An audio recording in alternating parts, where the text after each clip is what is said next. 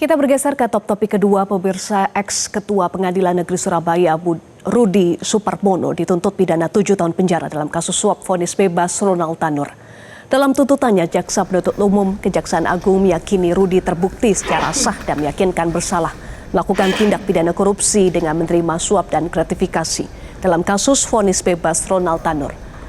Selain pidana penjara, Rudy juga dituntut akan dikenakan pidana denda Rp750 juta subsidiar 6 bulan penjara.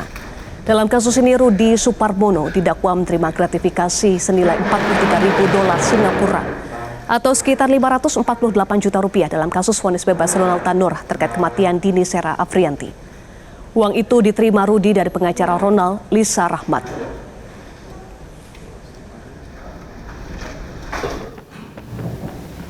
Supaya Majelis Hakim Pengadilan Tindak Pidana Korupsi pada Pengadilan Negeri Jakarta Pusat yang memeriksa dan mengadili perkara ini agar memutuskan: 1. Menyatakan terdakwa Rudy Suparmono terbukti secara sah dan meyakinkan bersalah melakukan tindak pidana korupsi, telah menerima suap dan telah menerima gratifikasi. 2. Menjatuhkan pidana kepada terdakwa Rudy Suparmono oleh karena itu dengan pidana penjara selama 7 tahun dengan ketentuan agar lamanya masa penahanan yang telah dijalani oleh terdakwa di rumah tahanan negara agar dikurangkan sepenuhnya dengan pidana yang dijatuhkan dengan perintah agar terdakwa tetap dilakukan penahanan di rumah tahanan negara.